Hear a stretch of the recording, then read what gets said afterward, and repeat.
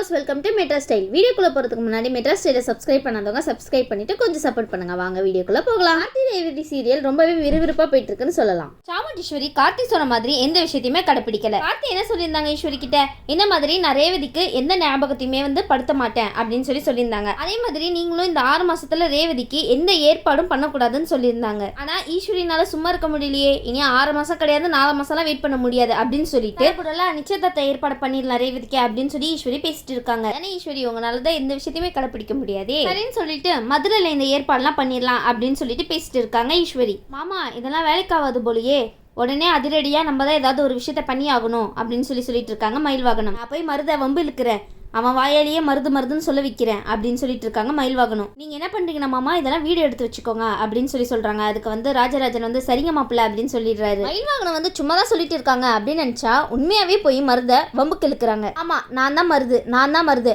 அப்படின்னு 1000 தடவை சொல்லிட்டாரு. மயில்வாகனம் நீங்க நினைச்சது நடந்துருச்சே, அப்படி வாங்க இவங்களெல்லாம் இப்படிதான் வலிக்க கொண்டு வரணும், அதை யாராலையும் மாத்த முடியாது அப்படின்னு சொல்லிட்டு இருக்கிறத வீடியோவா ஆதாரமா எடுத்து வச்சுக்கிட்டாங்க ராஜராஜன். வீடியோலாம் எடுத்து வச்சதுக்கு அப்புறம் ராஜராஜன் என்ன பண்ணிட்டாங்கன்னு பாத்தீங்கன்னா கதவு கிட்ட கையை வச்சுட்டாரு. அவரோட கையை அதுல வச்சது தெரியாம அவரே கதவை சாத்திட்டு ஐயோ புயோன்னு காத்து ஆரம்பிச்சிட்டாரு. உடனே மருது அதை பார்த்துட்டு, ஓ நீங்க ரேவதி முன்னாடி என்ன மாட்டி விடலான்னு பிளான் போட்டுட்டு இருக்கீங்களா அப்படின்னு சொல்லி கேட்க சொல்றாரு, நிச்சயமா இந்த வீடியோ ஆதாரத்தை எடுத்துட்டு போயிட்டு உங்களால யாருக்கிட்டயுமே காமிக்க முடியாது அப்படின்னு சொல்றாரு. அதுக்கு மருது சொல்றாங்க, ஒழுங்கு மரியாதையா அந்த ஆதாரத்தை என் கையில கொடுத்துருங்க அப்படின்னு மருது சொல்றாரு. அதுக்கு மயில்வாகனம் சொல்றாங்க, உன் கையில கொடுக்கறதுக்கு தான் இவ்வளவு கஷ்டப்பட்டு நாங்க ஆதாரம் எடுத்தோமோ, அதை போய் உன் கையில இப்பதான் கொடுக்கறது அப்படின்னு சொல்லிட்டு இருக்காங்க மயில்வாகனம். ராஜராஜன் சொல்றாரு, ஆமா வீடியோ ஆதாரத்தெல்லாம் உங்ககிட்ட தர முடியாது, உன்னால என்ன பண்ண முடியுமோ பண்ணிக்கோ அப்படின்னு சொல்லிட்டு இருக்காரு. ராஜராஜன் சொல்றாங்க, இதை நான் என் பொண்ணு ரேவதி கிட்ட காமிக்க தான் போறேன், உன்னால என்ன பண்ண முடியுமோ பண்ணிக்கோடா அப்படின்னு சொல்ல அதுக்கு மருது சொல்றாரு, சரி நானும் பாக்குறேன் இந்த ஆதாரத்தை எப்படி நீங்க ரேவதி கிட்ட போய் காமிக்கிறீங்க அப்படின்னு சொல்றாரு. எல்லாரும் மேல இருந்து சண்டை போட்டுட்டு இருக்காங்க. எல்லாரும் சண்டை போட்டு இருக்கும் போது அந்த போன் கீழே விழுந்துருது. என்ன மாப்பிள்ள அநியாயமா போன் இப்படி கீழே விழுந்துருச்சே, இப்படி அந்த போனை கீழே தள்ளி விட்டுட்டானே, இப்ப என்ன பண்றது, இப்போதைக்கு அந்த போன் ஆனே ஆகாதே அப்படின்னு அந்த இடத்துல யோசிச்சுட்டு இருக்காங்க. அந்த நேரத்துல கீழே போய் எடுக்கலாமாமா அப்படின்னு சொல்றாரு மயில்வாகனம். உடனே அந்த இடத்துல பார்த்தா ஈஸ்வரி அந்த போனை எடுத்துறாங்க. ஐயோ மாப்பிள்ள அந்த போனை மட்டும் ஈஸ்வரி பார்த்துட்டா அவ்வளவுதான், நம்ம போட்ட பிளான் எல்லாமே சொதப்பிடுமே அப்படின்னு சொல்லிட்டு இருக்காங்க ராஜராஜன். இப்ப என்ன பண்றது அப்படின்னு யோசிச்சுட்டு இருக்கும் போது போன் ஆன் பண்ணி பார்த்தா போனே ஆன் ஆகல. என்னது போனே ஆன் ஆகலையா, ரொம்ப நல்லதா போச்சு, சூப்பர் இந்தாங்க, கொஞ்ச நேரத்துக்கு முன்னாடி என்கிட்ட நீங்க போன் கேட்டிருந்தீங்களே அப்பவே நான் உங்ககிட்ட கொடுத்துருக்கணும், பரவாயில்ல இந்தாங்க வச்சுக்கோங்க. அந்த இடத்துல எதுவுமே புரியாம அந்த போனை கொடுத்துடுறாங்க. அந்த இடத்துல மயில்வாகனம் பேசிட்டு இருக்காங்க, என்னமாமா இப்படி எல்லாம் ஒரு நிலைமை வரும்னு எதிர்பார்க்கவே இல்லையே, நானு கஷ்டப்பட்டு இந்த வீடியோ ஆதாரத்தை எடுத்தோம், ஆனா நீங்க அவசரப்பட்டு கத்தாம மட்டும் இருந்திருந்தா இந்த மாதிரி எல்லாம் நடந்திருக்காது. அதுக்கு ராஜராஜ் சொல்றாரு, நீங்க சொல்றதும் வாஸ்தவம் தான் மாப்பிள்ள, என்ன பண்றது அவனுக்கு ஏதோ நல்ல நேரம் போல அதனாலதான் இப்படி எல்லாம் ஆயிடுச்சு அப்படின்னு சொல்லிட்டு இருக்காங்க. கரெக்ட் தான், மருதுக்கு ரொம்ப நல்ல நேரம் போல, எவ்வளவு நாள் தான் தப்பி பாருன்னு பாப்போம். அதுக்கு மயில்வாகனம் சொல்றாரு, சரி மாமா விடுங்க, நமக்கான காலம் வரும், அப்ப நம்ம பாத்துக்கலாம், இப்ப நீங்க வருத்தப்படாதீங்க அப்படின்னு சொல்லிட்டு இருக்காங்க மயில்வாகனம். அதுக்கு மயில்வாகனம் சொல்றாரு, ஃபர்ஸ்ட் இந்த விஷயத்த நம்ம மாப்பிள்ளை கிட்ட சொல்லணும், நீங்க முதல்ல சின்ன மாப்பிள்ளைக்கு போன் அடிங்க அப்படின்னு சொல்லிட்டு இருக்காரு. என்ன சகல வருத்தத்துல இருக்கிற மாதிரி இருக்கு, அங்க ஏதாவது பிரச்சனையா அப்படின்னு கேட்கும் போது, ஆமா இந்த மாதிரி அத்தை முடிவு எடுக்கிறதே சரியில்லை, எல்லா முடிவையும் டக்குன்னு எடுத்துட்டே இருக்காங்க, நீ ஏதாவது பண்ணுப்பா அப்படின்னு சொல்லும்போது, சரி நம்ம ஏதாவது ஒரு விஷயம் பண்ணலாம் அப்படின்னு சொல்லிட்டு எல்லாருமே யோசிச்சுட்டு இருக்காங்க.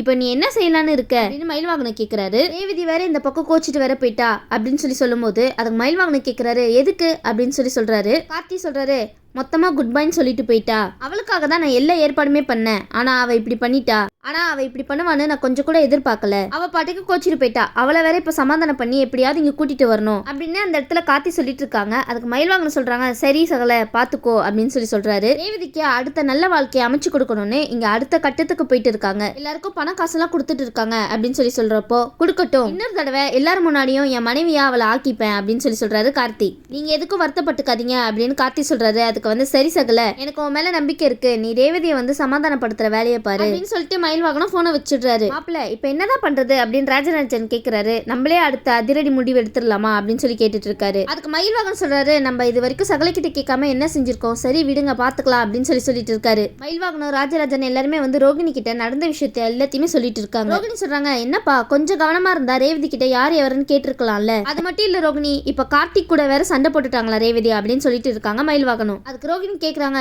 என்னது கார்த்தி கூட சண்டையா? எப்படி இதெல்லாம் நடக்க வாய்ப்பு இருக்கு? அவளுக்கு தான் கார்த்தியை ரொம்ப பிடிக்கும்ல, அப்ப எப்படி இந்த மாதிரிலாம் ஆச்சு அப்படின்னு சொல்லி கேட்கும்போது அது வந்து சகலைக்கே புரியல, எனக்கும் எதுவும் புரியல, அதனாலதான் கார்த்தி வந்து ரேவதி கிட்ட பேச போறாரு அப்படின்னு சொல்லிட்டு இருக்காங்க. என்ன சொல்றதுன்னே தெரியல, வீட்டுல நடக்கிறது வேற மாதிரி போகுது, அங்க நடக்கிறது வேற மாதிரி போகுதுன்னா இதை பத்தி என்ன சொல்றதுன்னு எங்களுக்கு தெரியல அப்படின்னு சொல்லிட்டு ஒரு பக்கம் வேதனைப்பட்டு இருக்காங்க ரோகிணி.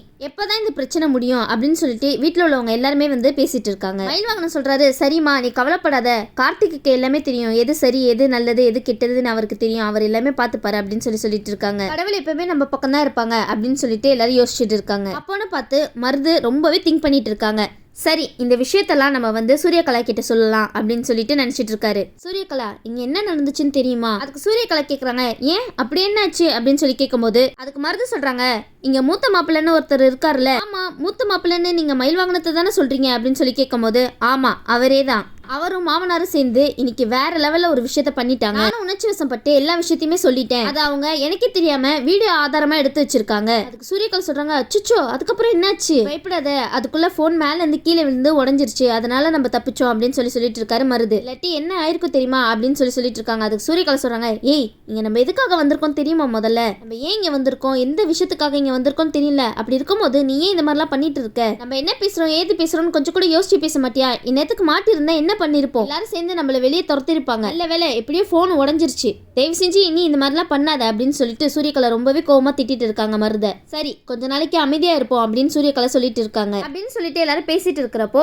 ஈஸ்வரி வந்து என்ட்ரி ஆகுறாங்க. என்னாச்சு ஏன் இங்க இப்படி எல்லாம் சத்தம் போட்டுட்டு இருக்கீங்க அப்படின்னு ஈஸ்வரி கேக்குறாங்க. அதெல்லாம் ஒண்ணும் இல்ல, மயில்வாகனம் வந்து ரொம்ப ஓவரா பண்ணிட்டு இருக்காரு, இதெல்லாம் நியாயமா அப்படின்னு மருத பார்த்து கேக்குறாங்க. இதை பத்தி நீங்க வந்து அவங்க ரெண்டு பேருக்கிட்டே பேசுங்க அப்படின்னு சொல்லிட்டு இருக்காங்க சூரியகலா. அதுக்கு ஈஸ்வரி சொல்றாங்க, இல்ல அவங்க ஏதாவது பண்ணுவாங்க, ஆனா என்ன மீறி எதுவும் பண்ண முடியாது, நான் இங்க இருக்கிறப்போ நீங்க அதை பத்தி கவலைப்பட தேவையில்லை அப்படின்னு சொல்லி ஈஸ்வரி சொல்லிட்டு இருக்காங்க. ஈஸ்வரி நினைச்சிட்டே போறாங்க, ஒண்ணுமே புரியலையே, ஏன் மயில்வாகனம் மாப்பிளையும் ராஜராஜனும் இப்படி பண்ணிட்டு இருக்காங்க அப்படின்னு சொல்லி நினைச்சிட்டு இருக்காங்க. இந்த மாதிரிலாம் அவங்க யோசிச்சாங்கன்னா அது சரிப்பட்டே வராது, நம்ம சொல்ற விஷயத்த எதுவுமே கேட்க மாட்டாங்களே, ஏன் இப்படி எல்லாம் முடிவெடுக்கிறாங்கன்னு எனக்கு சுத்தமா புரியல. இப்படி எல்லாம் யோசிக்கும் போது இதுக்கெல்லாம் காரணம் அவங்களுக்கு என் மேல நம்பிக்கை இல்லாததுதான், ஏன் இப்படி எல்லாம் பண்றாங்க அப்படின்னு ஈஸ்வரி நினைச்சிட்டு இருக்காங்க. அதுக்கு சூரியகலா சொல்றாங்க, இனி கவனக்குறைச்சலா இருக்காத மருது அப்படின்னு சொல்றாங்க. பேருக்கு கூட அந்த மருதுன்ற பேரை நீ வந்து தயவு செஞ்சு எடுக்காத. அந்த இடத்துல சூரியகலாவும் மருது பேசிட்டு இருக்காங்க. சரி நம்ம வெயிட் பண்ணி பார்ப்போம், கார்த்தி ஃபர்ஸ்ட் ரேவதியை எப்படி இந்த பிரச்சனையில இருந்து சமாதானப்படுத்தி மறுபடியும் ஆபீஸ்க்கு கூட்டிட்டு வர போறாருன்னு. கார்த்தி பீட்டர் கிட்ட சொல்றாங்க, அவளை இங்க திரும்பி வர வைக்கிறதுக்கு என்கிட்ட ஒரு நல்ல ஐடியா இருக்கு அப்படின்னு சொல்றாரு கார்த்தி. நான் இந்த ஐடியாவை வச்சு அவளை திருப்பி நான் இங்க கொண்டு வந்துருவேன், நீ எதுவும் கவலைப்பட்டுக்காத